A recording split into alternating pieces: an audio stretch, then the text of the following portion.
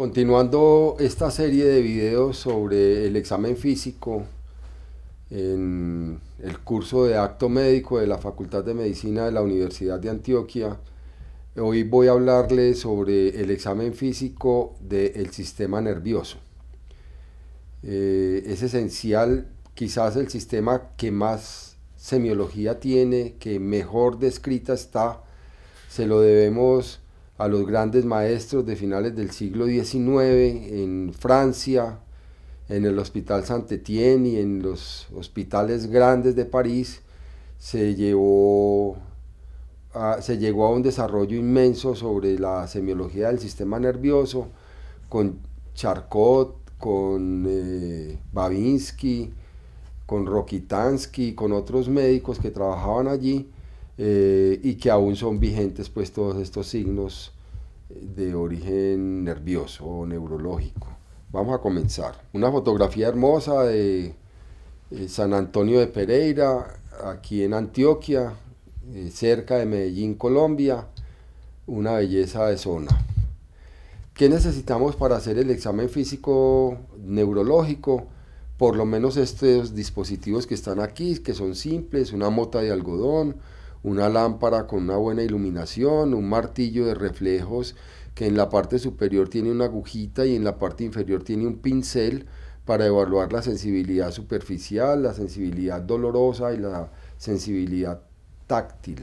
Aquí tenemos el martillo de reflejos, unas canulitas para la otoscopia, un otoscopio que puede variar pues entonces dependiendo de la amplitud del conducto auditivo del paciente, pues usted va a usar la canulita más ancha o la más delgada.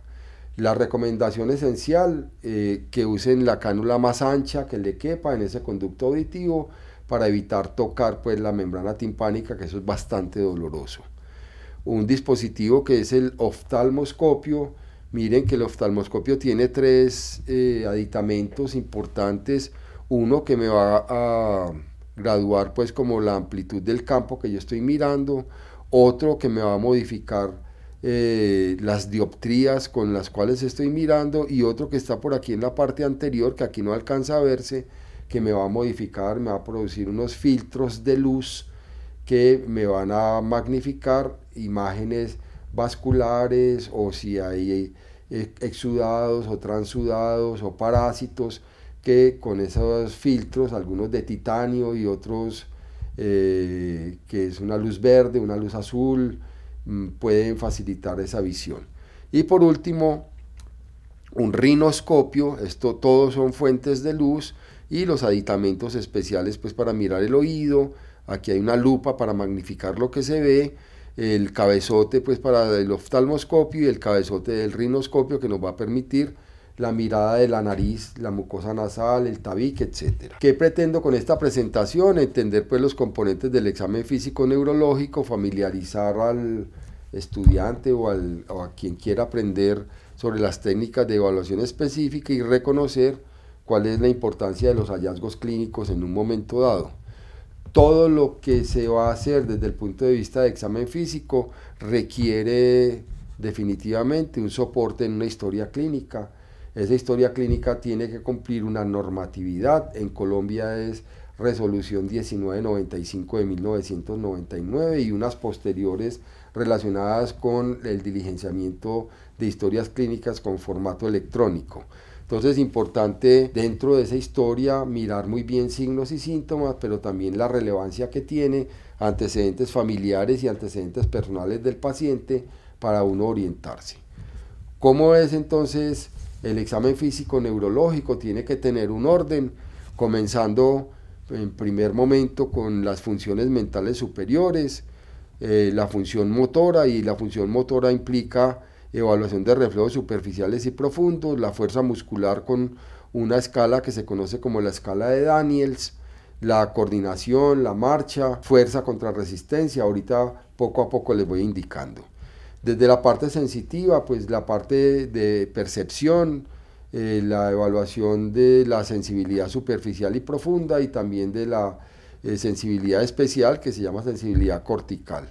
Y por último, en ese examen físico que se hace de cualquier paciente desde el punto de vista neurológico, la evaluación de los 12 pares craneales con las maniobras específicas que ahora las menciono.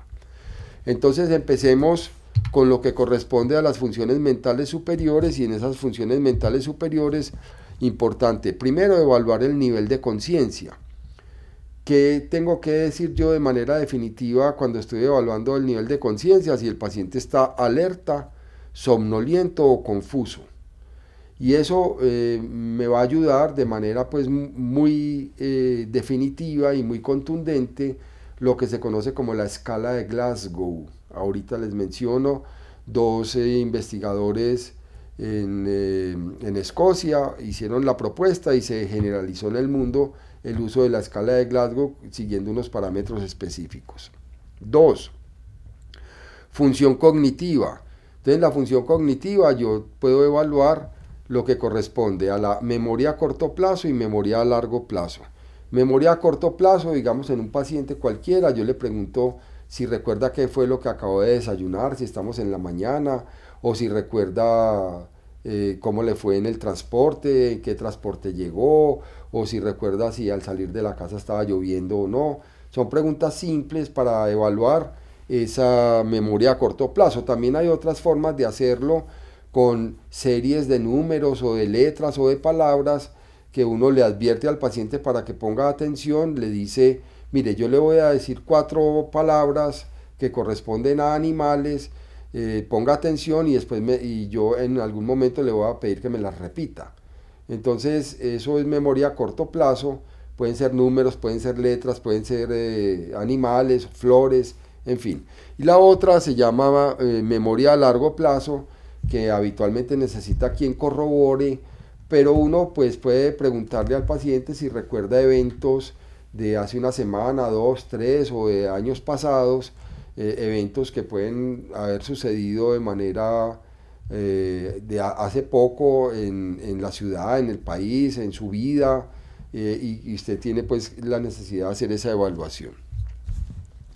Número 3, la orientación temporal y en el espacio, que el paciente tenga conciencia de si es de día o es de noche, si en qué día está, qué hora es, que tenga más o menos esa claridad, e incluso en el espacio, si el lugar donde se encuentra es un salón, un consultorio, un hospital o algún sitio en particular, para que uno evalúe el estado de conciencia en términos de espacio, lugar, persona, tiempo. El cuarto pues es el lenguaje, también dentro de esa evaluación de funciones mentales superiores, cómo es la fluidez de ese lenguaje, cómo es la comprensión y la denominación, es decir, si el sujeto comprende lo que le están hablando y cómo denomina, si uno le pide que por favor nombre objetos que están presentes en la habitación donde uno está haciendo la evaluación, si el paciente tiene o no tiene claridad sobre la nominación. En los estados de conciencia, y aquí ya llegando a la escala de Glasgow, que creo que es la próxima diapositiva, es si el sujeto entonces está orientado en tiempo, espacio, lugar, persona, y dentro de esas funciones mentales superiores, evaluar el cálculo, el juicio y la memoria. En el cálculo, y sobre todo en nuestro país que no todo el mundo sabe leer y escribir, preguntarle al paciente si sabe sumar, restar, dividir, y si lo sabe hacer, entonces usted le propone que dé el resultado de operaciones matemáticas simples. No se trata de que el paciente no sea capaz de contestar. Usted le va a decir cuánto es 2 más 2, cuánto es 2 más 5, cuánto es 1 más 3, cosas que el paciente sea capaz de responder de manera fácil. No es preguntarle, dígame cuál es la raíz cuadrada de 13, eso no tiene ningún sentido si usted ni siquiera se sabe el resultado, que espera pues que el paciente le diga. Con relación al juicio, el juicio es una manera subjetiva de evaluar unos parámetros de comportamiento y hay que pedirle al paciente, digamos que nosotros aquí en Colombia lo que hacemos es pedirle que trate de interpretar un refrán. El problema de los refranes y de los dichos es muy regional y entonces a veces el paciente no sabe de qué le están hablando. Pero voy a poner cualquier ejemplo. Uno le pide al paciente que diga qué significa para él más vale pájaro en mano que 100 volando. y de acuerdo con la respuesta que el paciente dé, usted va a evaluar si el juicio de esa persona corresponde o no corresponde a lo que usted está suponiendo. Y ya de la memoria, les decía, evaluar memoria reciente y memoria remota.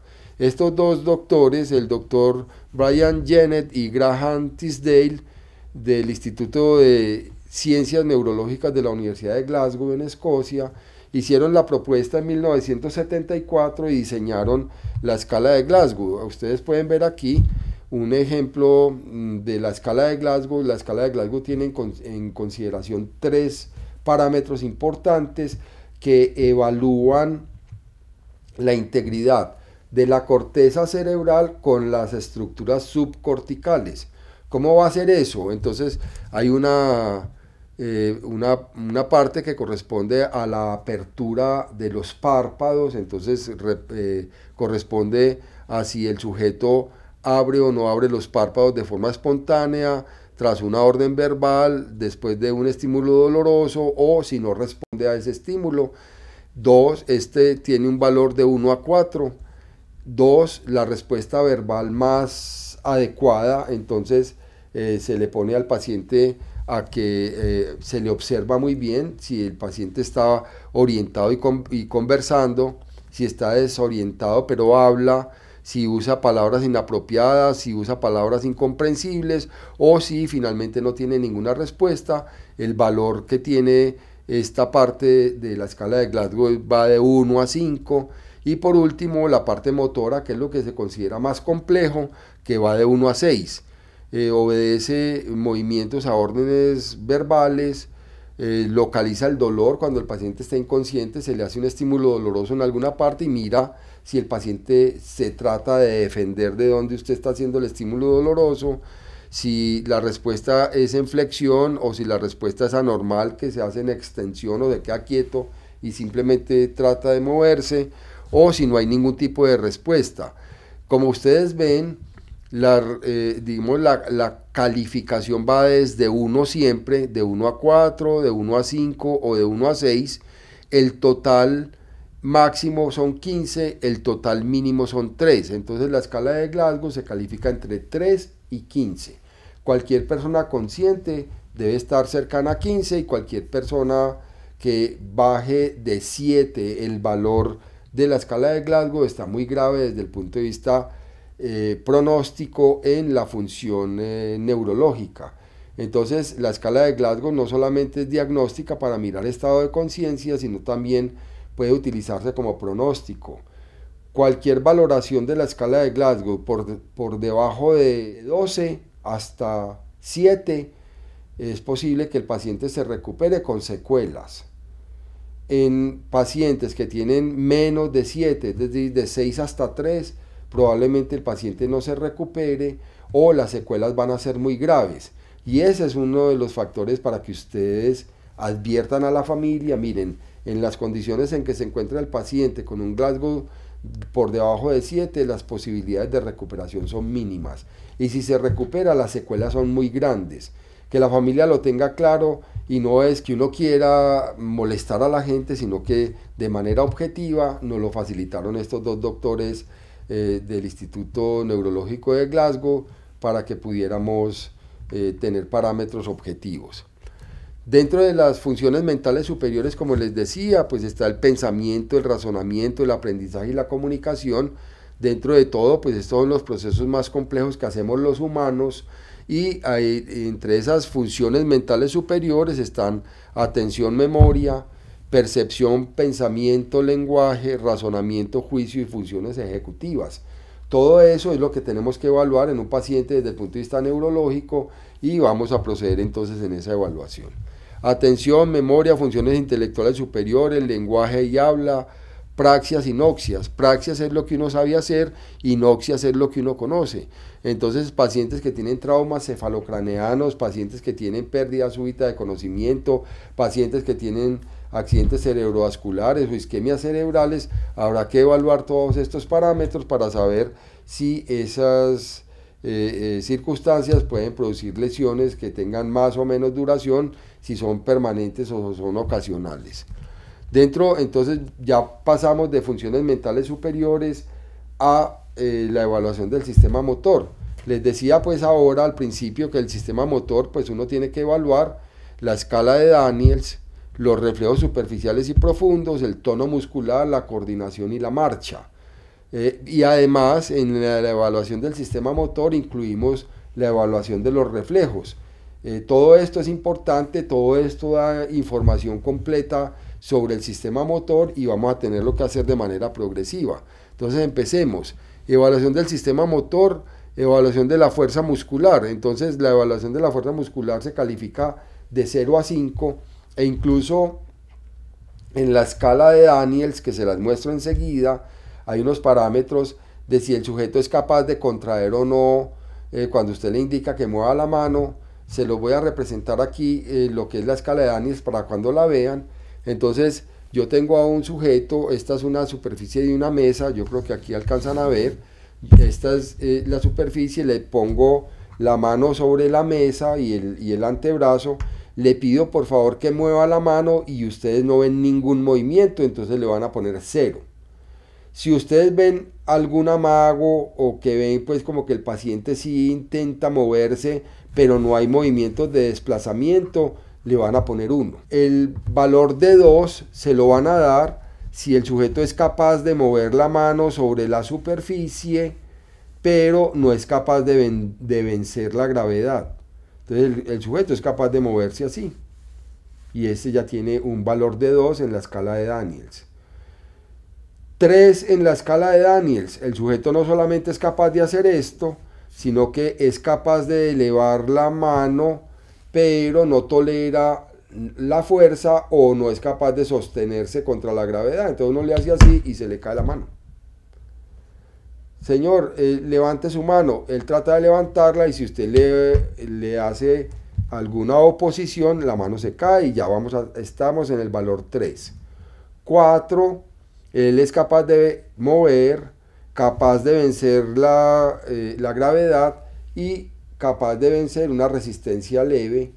Y 5, movimiento normal y es capaz de tolerar y de vencer una resistencia más fuerte. Esto es lo que se llama escala de Daniels y eso es lo que hay que hacer en cualquier paciente para buscar fuerza muscular. Otra forma de buscar fuerza muscular es fuerza contra resistencia. Ahorita van a ver una cantidad de fotos. Yo puedo pedir de manera segmental, de distal a proximal, que el paciente haga fuerza contra la fuerza del evaluador. Voy a poner cualquier ejemplo. Uno le puede decir, mire, con su dedo pulgar haga fuerza contra mi dedo. Y usted evalúa qué tanta fuerza hace el paciente contra la mano suya como evaluador. Y eso se hace de manera segmental, de distal a proximal.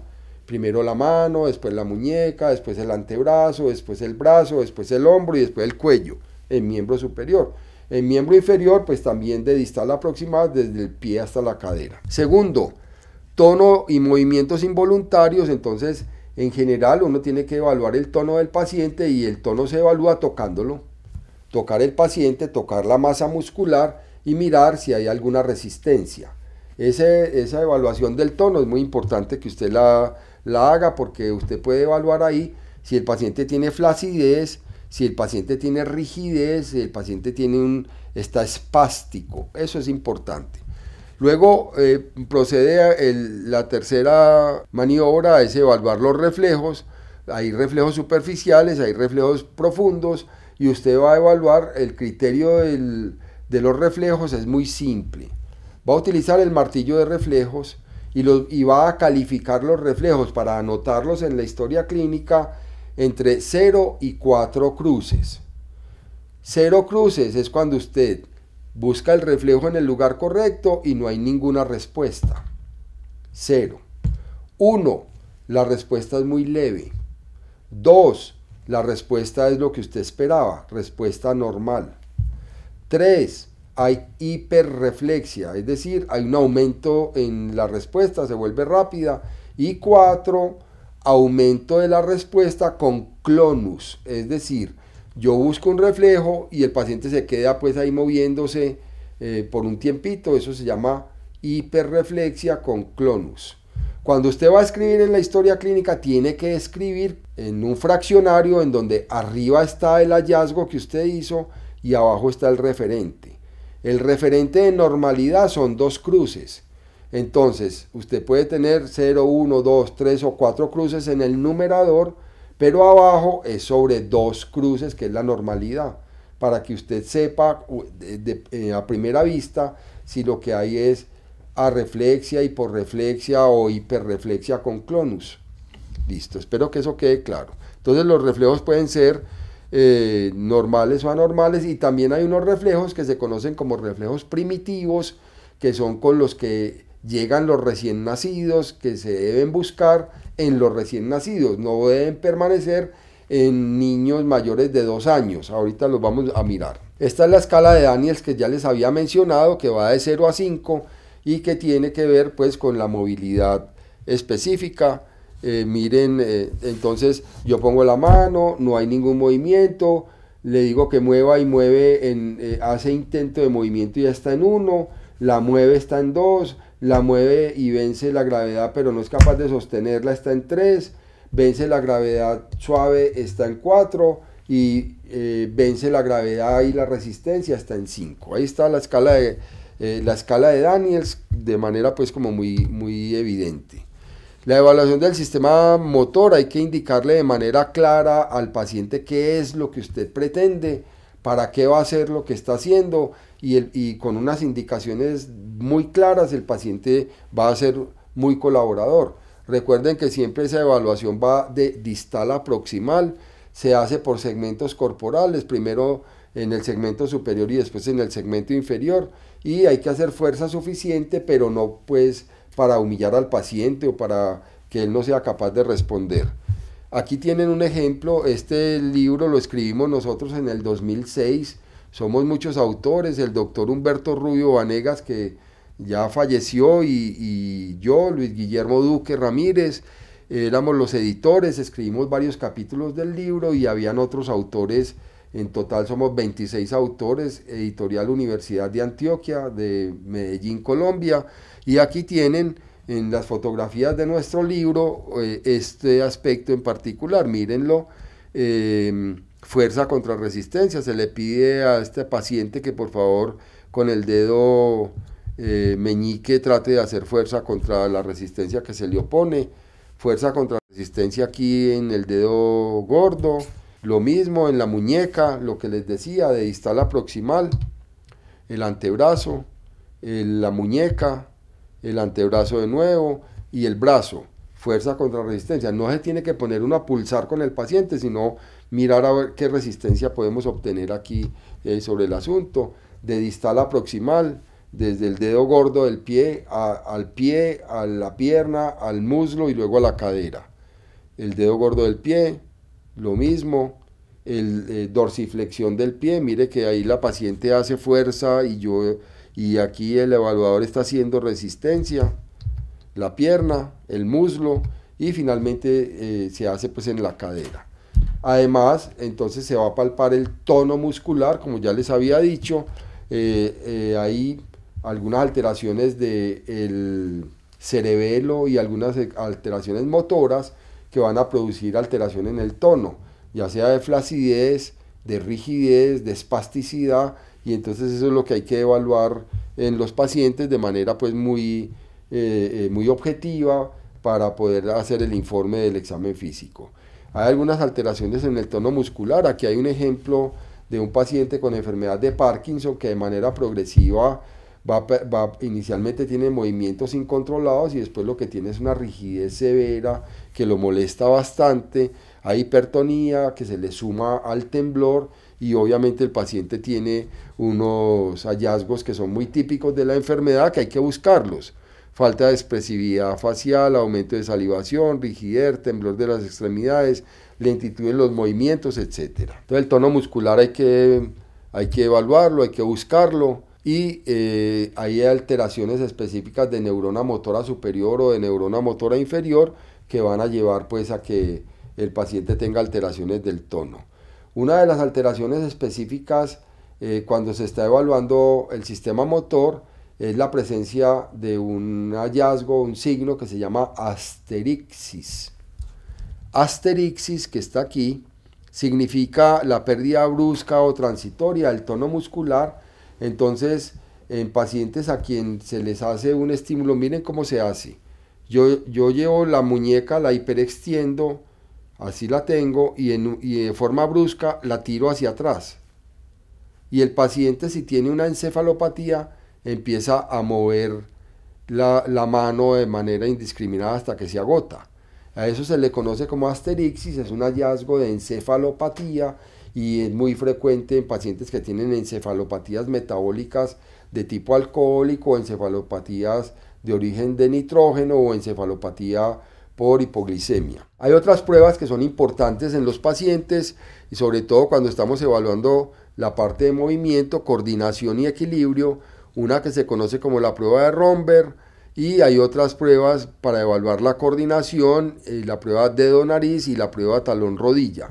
Les muestro una imagen enseguida. Entonces en la prueba de Romberg yo estoy evaluando el sistema vestibular, le pido al paciente que se pare recto, que cierre los ojos, que ponga sus brazos pegados del cuerpo, y yo estoy ahí alerta que no se vaya a caer el paciente porque es posible que el paciente tenga pequeñas oscilaciones sin caerse. Pero si tengo un problema de vértigo o tengo un problema de ataxia, el paciente se va a caer de forma inmediata y usted tiene que estar alerta para que no vaya a hacerse daño. Con la prueba de Romberg yo estoy evaluando la parte visual, pero también estoy evaluando la parte auditiva y por último estoy evaluando el equilibrio central y periférico, y esa prueba de Romberg pues nos va a dar mucha información. Aquí tienen una fotografía a una paciente a la que le están pidiendo que haga variantes de esa prueba de Romberg.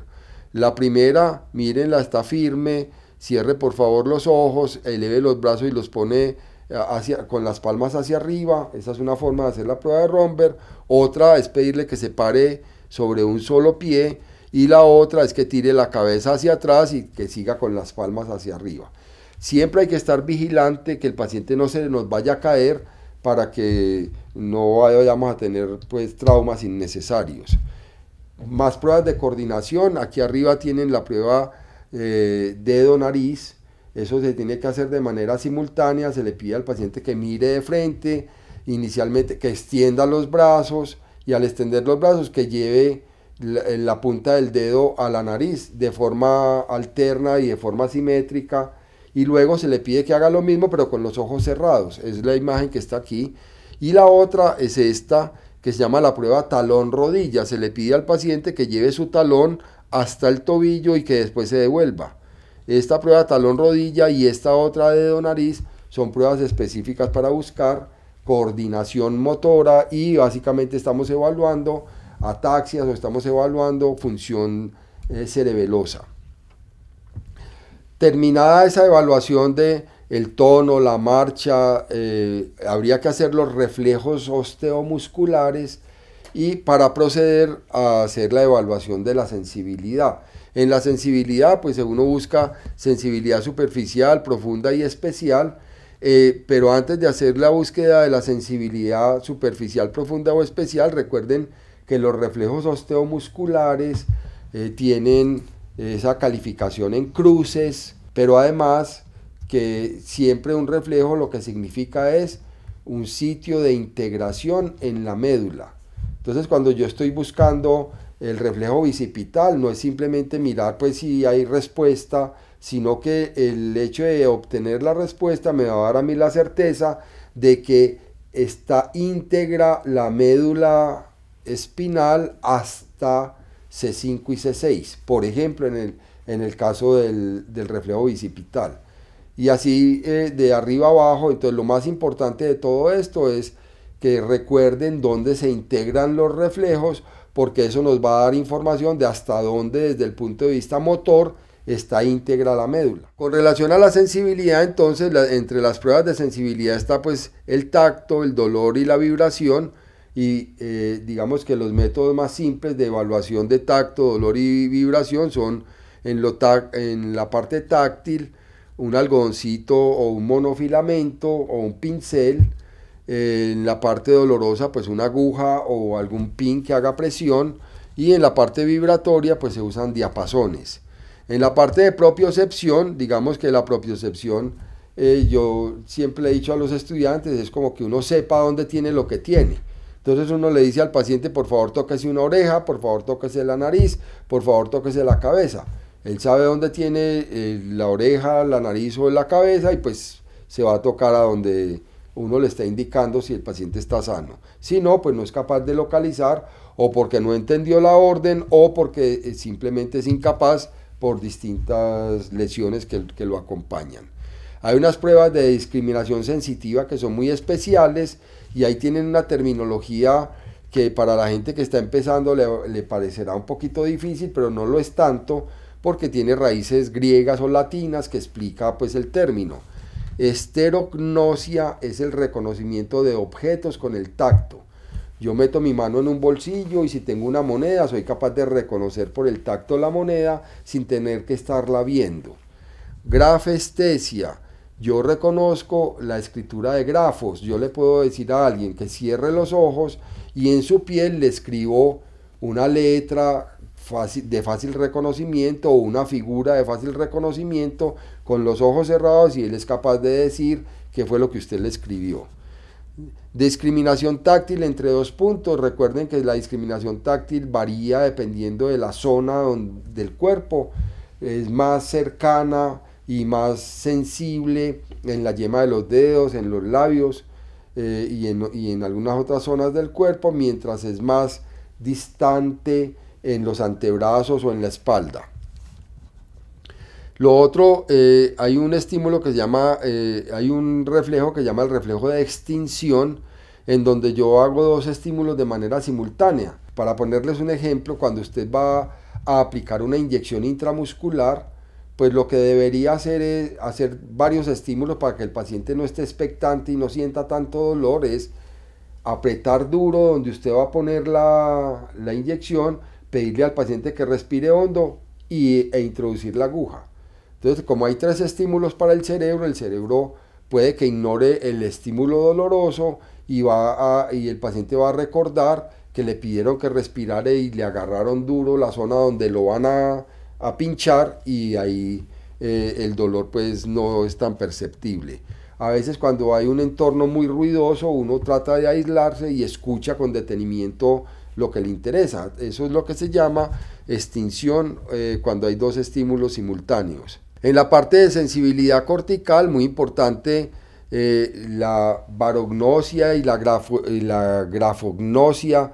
En la barognosia es el reconocimiento del peso de dos objetos. Uno le entrega al paciente un objeto más pesado que otro y le pide que discrimine con los ojos cerrados cuál de los dos objetos pesa más.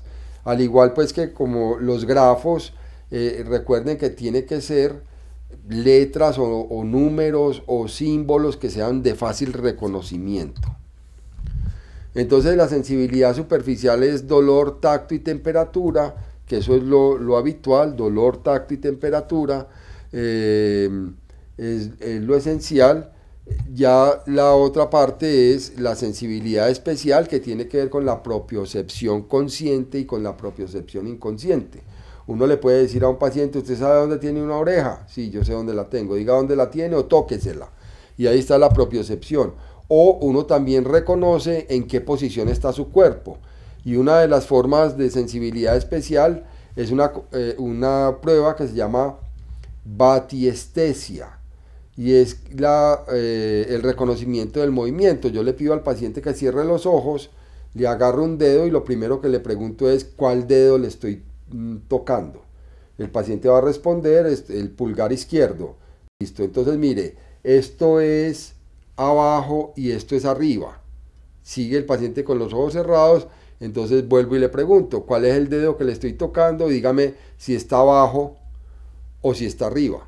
Y el paciente responderá. Entonces ahí tiene propiocepción consciente e inconsciente, sabe la posición de sus órganos y sabe cuál órgano le estamos tocando o cuál parte le estamos tocando. Entonces ese sistema sensitivo es muy importante porque evalúa si hay lesiones de la neurona motora sensitiva, de la lesión sensitiva o del nervio periférico o del cerebelo. esa nos ayuda a localizar de manera pues como muy clara dónde está la localización de la lesión. Miren aquí lo que les hablaba, aquí tienen una imagen clarísima, se llama esterognosia, el paciente debe estar con los ojos cerrados y usted le va a decir que diga qué es lo que tienen en sus manos.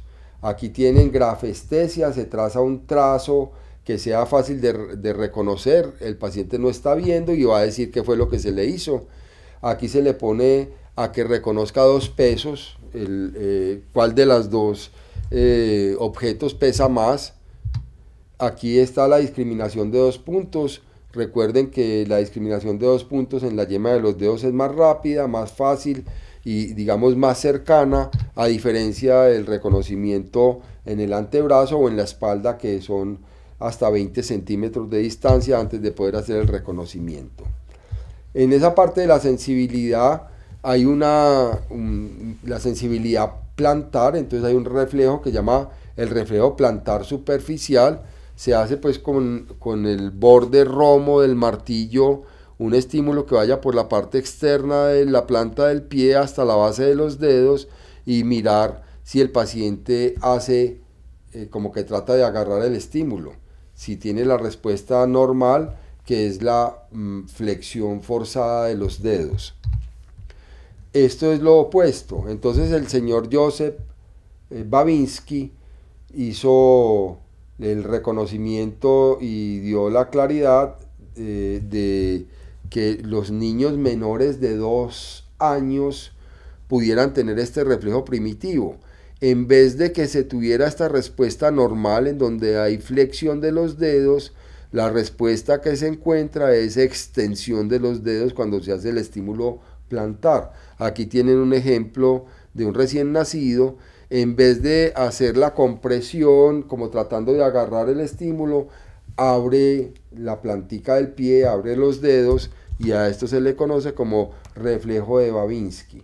El reflejo de Babinski significa lesión de neurona motora superior, pero además significa lesión de la vía piramidal. Entonces esto no puede estar presente en mayores de 2 años, puede seguir hasta los 2 años por falta de madurez del sistema nervioso y falta de mielinización, pero a partir de los 2 años siempre es un hallazgo anormal. Hay algunas maniobras adicionales, como esto que se llama la maniobra de Gordon o la maniobra de Oppenheim, que son formas sucedáneas o formas alternativas o alternas de buscar el signo de Babinski. No significa nada distinto, sino que en vez de hacer el estímulo en la palma, en la planta del pie, se hace en la parte de la pantorrilla o se hace aquí en la tibia, y entonces eso puede ser otra forma de hallar el Babinski, pero no tiene una significación distinta. Se llaman los sucedáneos del Babinski. Este es el señor Babinski, que estudió pues con Charcot en la Universidad de París y allí pues obtuvo su título de neurólogo, hizo muchos hallazgos, hay muchas cosas escritas. Entonces uno habla del signo de Babinski presente, no habla de negativo y positivo, simplemente si está o no está presente. Presente cuando hace esto, y este es el reflejo plantar normal, no se dice negativo y positivo, pero esta fue la publicación original y por eso lo traigo. Algunos otros reflejos que evalúan el sistema piramidal, y entonces el reflejo de prensión tónica, Hoffman, Troner, Chaddock. Hay gente que se aprende todo esto de memoria, básicamente todos tienen la misma respuesta, todos son prensión, Hoffman, Troner. El estímulo es táctil en la palma y la respuesta pues es cerrar. No hay muchos cambios pues realmente. Importante que curioseen y que lo conozcan. Aquí hay otros de los signos piramidales. Miren que todos estos son formas sucedáneas de buscar el Babinski. Todo esto, el Babinski, se hace pues la fricción en la planta del pie, y lo que se va a esperar que se encuentre es extensión del primer dedo. Todas estas otras formas van a buscar extensión del primer dedo. Entonces aquí no hay nada nuevo. Los aportes son que simplemente se pueden buscar de una forma distinta a lo que propuso Babinski, pero desde el punto de vista funcional no hay ningún aporte. Importante sí que ustedes busquen cuando hay lesiones de neurona motora superior o de neurona motora inferior. Esto tiene que quedar muy claro. Cualquier persona que esté haciendo la evaluación del sistema nervioso tiene que tener claridad sobre si hay lesión de neurona motora superior o lesión de neurona motora inferior. Y aquí tienen un cuadrito que les resume esto.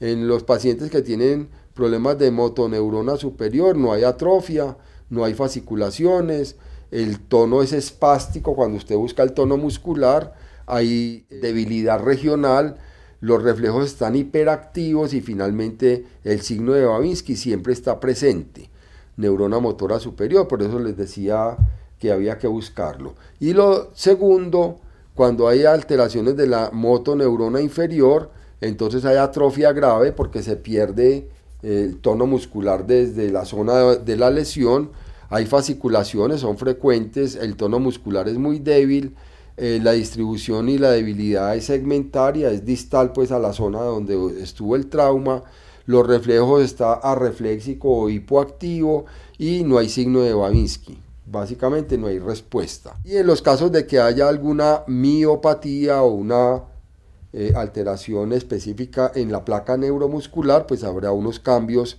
habituales que hay que mirar, que se va a diferenciar del signo de motoneurona superior. Aquí el signo de Babinski está ausente, mientras que en el otro está presente.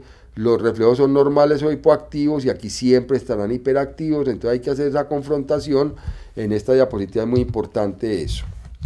¿Cómo se van a evaluar los reflejos? Los reflejos se evalúan, primero aquí les voy a mostrar unos reflejos primarios. Con esto nace un recién nacido, siempre los tiene que tener y siempre hay que buscarlos. Hay que buscar un reflejo que se llama el reflejo tónico del cuello, este reflejo de prensión, el reflejo de la marcha automática, el reflejo de gateo. Más o menos a los 3 meses empieza pues el niño a sostener la cabeza y a tratar de gatear. Y este que yo molesto mucho, no me volvieron a invitar a conocer niños, es como que uno hiciera, el niño está acostado y uno le mueve la sábana así de forma brusca y él quiere agarrar el mundo. Entonces este se llama el reflejo de Moro. Hay otro que está mostrando aquí esta persona que se llama el reflejo de Landau, se escribe Landau. Entonces uno pone en esta posición al bebé y le hace un estímulo aquí en la espalda y él para la colita. Y este otro, yo siempre lo he dicho en todas las clases, todos los niños tienen, obviamente para garantizar su supervivencia, el reflejo de succión, y parece que ese no se le quita a uno en toda la vida. Pero se le debería quitar, pues porque es un reflejo primitivo. De los reflejos osteotendinosos o profundos, pues lo importante que les decía, ya les voy a mostrar fotos de cómo se hace. Lo importante es que ustedes tengan clarísimo dónde se integran los reflejos. Entonces, si yo estoy buscando el reflejo bicipital, estoy buscando integridad medular en C5 y C6. Si estoy buscando el tricipital, integridad medular en C6 y C7. Si yo estoy buscando el braquial o el brachiorradial, C5 y C6. Entonces eso es lo importante de los reflejos. Es muy importante buscarlos, pero que ustedes sepan eso qué significa. En los reflejos osteotendinosos profundos de miembro inferior, pues tienen más o menos lo mismo. El reflejo rotuliano corresponde a L4, a L3, L4, el aquileo a S1, el plantar a L5, S1, y los reflejos cutáneos abdominales van desde T8 hasta T12, ya enseguida les muestro. Aquí hay un reflejo especial que se llama el reflejo maceterino, y es especial porque la vía aferente es el quinto par y la vía de integración es la protuberancia. Eso es importante porque la mayoría de los reflejos se integran es en la médula espinal. En este caso la integración pues es en el tallo y se llama el reflejo maceterino. ¿Cómo se hace? Se pide y evalúa el quinto par. ¿Cómo se hace? Se le pide al paciente que libere su mandíbula, que cierre los ojos, y uno le da un golpecito en la mandíbula con el martillo y el paciente intenta cerrar la boca porque eso estimula pues a los maceteros. Reflejo maceterino quinto par. Aquí se está buscando el reflejo bicipital que corresponde a C5, C6. aquí se está buscando el reflejo tricipital, C6, C7, aquí se está buscando el reflejo estilo radial, C5, C6, aquí se está buscando el reflejo aquiliano, acuérdense que ese es L3, L4, perdón, el reflejo rotuliano, aquí están buscando el reflejo aquiliano que corresponde a L5, S1, muy bien. Y para cambiar de tema, entonces ya buscamos los reflejos, para cambiar de aquí otros reflejos, pero estos son los reflejos superficiales y corresponde a lo que les decía, que eso va desde T8 hasta T12. Reflejo abdominal superior, medio e inferior. Lo que se trata con este estímulo con la agujita es hacer un estímulo, un roce ahí en el abdomen, y ustedes ven como que el ombligo se desplaza siguiendo la aguja. Eso es importante, hay que buscarlo, y eso nos está hablando de integridad medular entre T8 y T12. Reflejo que corresponde al reflejo escrotal, que corresponde a L2, L3, y algunos otros que son especiales en casos muy graves, los leen ahí pues en la tablita cuando estén revisando la presentación. Y por último, en la evaluación de los neurológica está la evaluación de los pares craneales. Y en la evaluación de los pares craneales tienen ustedes el olfatorio, el óptico, los pares oculomotores tercero, cuarto y sexto, el quinto par que es el trigémino, el séptimo que es el facial, octavo el vestíbulo coclear que tiene que ver con audición y equilibrio, el noveno y el décimo que tiene que ver, que son el glosofaringeo y el vago, que tiene que ver con los reflejos faríngeos, con la deglución, el 11 que tiene, o el accesorio, que tiene que ver con los movimientos del cuello y los hombros, y el 12 que tiene que ver con los movimientos de la lengua. Entonces vamos a mirar de manera progresiva qué se está haciendo aquí. Aquí estamos mirando con el rinoscopio la mucosa nasal, mirar si hay desviación del tabique, eso es lo primero. Lo segundo, aquí ya estamos evaluando el primer par que se llama el par olfatorio. Yo le pido al paciente que cierre los ojos, que cierre los párpados, que se tape un orificio nasal y que trate de reconocer la sustancia que tiene ahí por el olfato. Tiene que ser muy cuidadoso, no le digan al paciente qué es lo que le van a poner a olfatear. Uno con las personas inexpertas con frecuencia encuentra que dicen, véalo, cierre los ojos, tápese un orificio nasal, lo voy a poner a oler café, dígame qué está oliendo. Ahí perdió su tiempo porque de una vez le está diciendo al paciente qué es lo que le está poniendo a oler. En este ejemplo está azúcar morena, azúcar que no está tan refinada. En este otro es que olfatee café. Miren bien, la paciente en este caso tiene los ojos cerrados, un orificio nasal tapado y está olfateando con un lado y con el otro, dependiendo de lo que usted les esté diciendo. Ese es el primer par, y luego vamos a pasar al segundo par, que es el óptico. Y en el óptico, la primera prueba, y que está ahí en la foto, es la prueba de la campimetría por confrontación. Si ustedes observan con detenimiento, el evaluador se está tapando el ojo izquierdo y la evaluada se está tapando el ojo derecho. Están de frente y están confrontando un campo de visual. En este caso, el campo visual del evaluador es el campo derecho y el campo visual de la evaluada es el campo izquierdo. Entonces se ponen la mano en el centro, a una distancia de 1 metro aproximadamente, están a la misma altura, y se le pide al paciente que mire al frente y que diga dónde ve el dedo, si lo ve arriba, si lo ve abajo, si lo ve más abajo, y eso obviamente el observador también lo tiene que estar viendo y va corroborando si lo que le dice el paciente es cierto o no. Otra forma de evaluar la visión, estamos hablando del segundo par, son las distintas versiones de las cartas. En este caso es la carta de Snell. Si el paciente sabe leer y si el paciente reconoce los números, pues ahí tienen la carta de Snell, que tiene un problema, que se tiene que mirar a 20 pies. 20 pies en metros equivale a 6.2 metros, y los consultorios cada vez son más pequeños. Entonces ya hay unos dispositivos electrónicos que han hecho conversión pues de las distancias que había descrito el doctor Snellen, y los tamaños de letras corresponden entonces a 20 pies de distancia y a qué distancia es que se puede observar. Entonces, esta es la carta de Snellen, y hay una variante de consultorio que es escalas modificada. Entonces, la carta de Snellen modificada ahora se conoce como carta de Rosenbaum. Y la carta de Rosenbaum tiene el tamaño de una hoja de papel y se observa a 40 centímetros de distancia, y digamos que el tamaño de las letras equivale como al tamaño que ustedes pueden ver en su computador, si la letra es 16, 14, 12, 10, 8, 6, a una distancia de 40 centímetros. Rosenbaum ya se usa mucho en los consultorios, obviamente. Seguimos evaluando ya el segundo par, y entonces lo primero pues que habrá que preguntarle a la paciente si ve o no ve la luz. Pero aquí con esta maniobra que se llama la maniobra con la lámpara, van a mirar si el paciente contrae o no contrae la pupila al estímulo luminoso, y en este caso ya se estaría evaluando el segundo par porque ve la luz, y el tercer par porque contrae la pupila al contacto con la luz. Segundo y tercer par. Hay un reflejo que se llama reflejo consensual, que se ilumina un ojo y se observa el otro a ver si también hace constricción.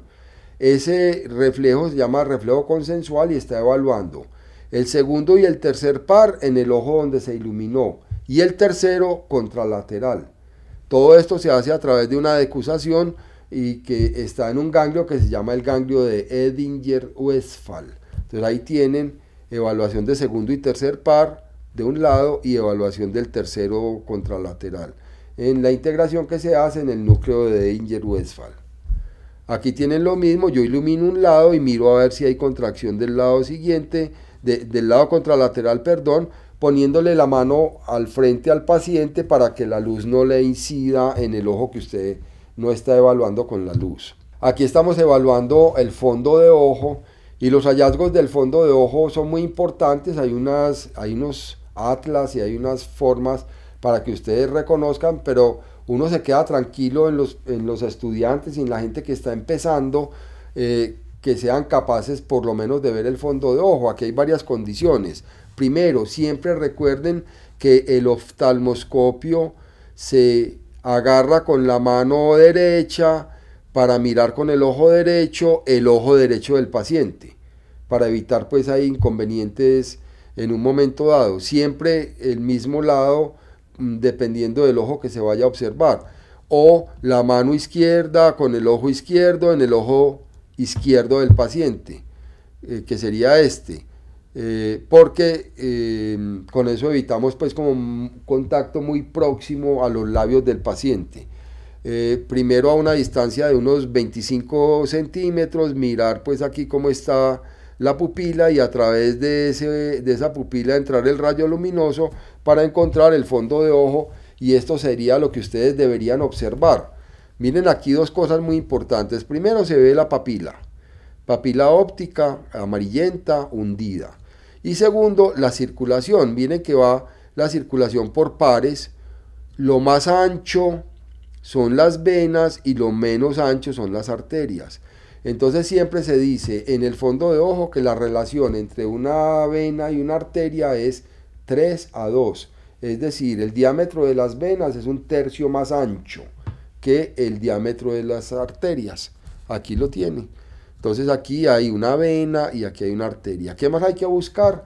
Si el paciente tiene exudados, si el paciente tiene hemorragias, si el paciente tiene circulación colateral. Miren que esto son líneas y no se ven pues proliferación de otras arterias o de arteriolas que se presentan en hipertensión, en problemas renales, en diabetes.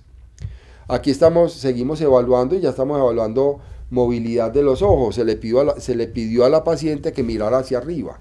Entonces, mirando hacia arriba, yo estoy evaluando el tercer par, motor ocular común. Yo ya había evaluado la visión en el segundo par. Aquí estamos evaluando movilidad de los ojos. Se le pidió a la paciente que mirara hacia arriba, motor ocular común. Se le pide a la paciente que mire hacia abajo, motor ocular común. Se le pide a la paciente que mire, o al paciente que mire hacia arriba y afuera, volvemos al motor ocular común. Se le pide que mire hacia abajo, motor ocular común, tercer par. Y la dilatación pupilar o la movilidad pupilar. En este caso, ya nos fuimos al cuarto par. Se le está pidiendo al paciente que mire hacia abajo y adentro. Mirada hacia abajo y adentro es el cuarto par, no el tercero. Arriba y afuera, tercer par. Y ya pasamos al quinto par. El quinto par es el trigémino. Y una de las cosas que se está haciendo aquí con esta paciente es con la motica de algodón, pedirle si está sintiendo o no el estímulo con la motica de algodón. La rama inferior, la rama superior y también se evalúa pues la rama media. Y un reflejo que es muy incómodo para el paciente es pedirle que mire hacia un lado y mientras está distraído mirando hacia un lado uno le mete una motica de algodón dentro del ojo y le va a ver que el paciente tiene una reacción de cerrar el párpado. Aquí se vio cuando le tocan la córnea, se llama reflejo corneano. Mirar afuera es el motor ocular externo, ya estamos evaluando el sexto par. Pedirle entonces ya salimos de los pares craneales, segundo para la visión, tercero, cuarto y sexto para la movilidad, quinto par, sensibilidad de la cara y el reflejo maseterino, además de pedirle al paciente que tire la mandíbula hacia adelante. Y ahí estamos evaluando los pterigoideos, ese es parte del quinto par. Ahora le estamos diciendo al paciente que empiece con la mímica facial. Y la mímica facial es el séptimo par. Todo lo que tenga que ver con expresión en la cara, dígale que muestre los dientes, dígale que frunza el ceño, dígale que haga, que sople, que silbe, que haga buches con la cara, que mueva la cara, todo eso es séptimo par. Frunza el ceño, cierre los párpados duro, no se deje abrir los párpados, no se los deje abrir, todo eso es séptimo par.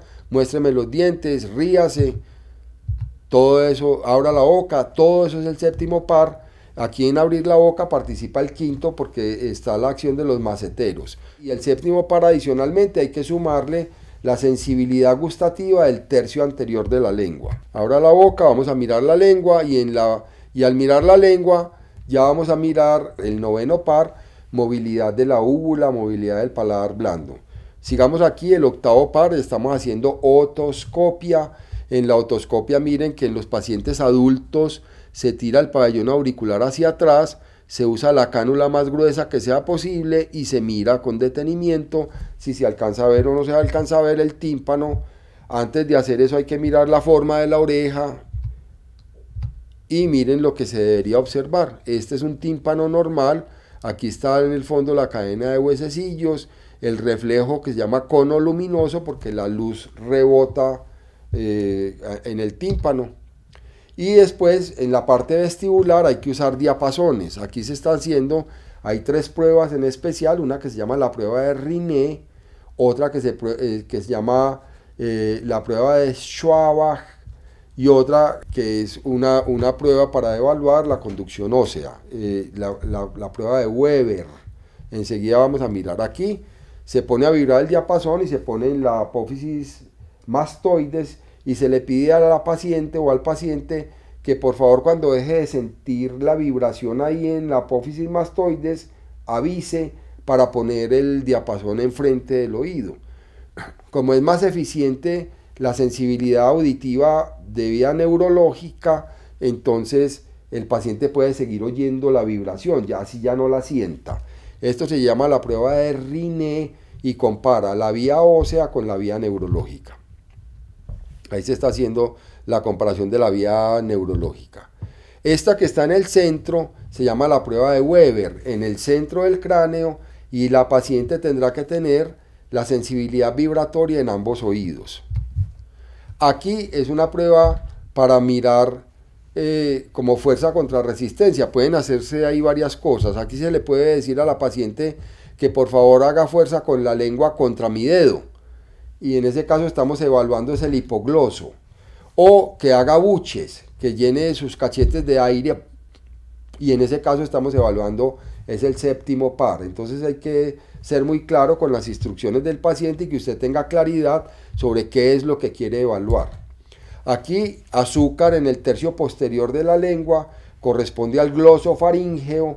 Estamos evaluando además la movilidad del paladar blando, de la úvula y de la deglución. En el segundo tercio seguimos hablando del glosofaríngeo, y en el primer tercio estamos hablando del facial. Saque la lengua, estamos hablando del hipogloso. Toque la lengua, seguimos evaluando el hipogloso. Y aquí fuerza contra resistencia con la lengua, o saque la lengua de la boca, seguimos evaluando el hipogloso. Fuerza contra resistencia en el cuello, estamos hablando del par 11, que es el par accesorio. Lo mismo, suba los hombros, para eso que ni me importa. Fuerza contra resistencia, estamos evaluando el par 11. Y esta era una gatica que tenía, que se llamaba Pimienta, y nos está dando la despedida de esta presentación de cómo se evalúa el sistema neurológico en cualquier circunstancia, para saber si hay alguna alteración. Muchas gracias por la atención, espero que lo disfruten. Gracias a todos.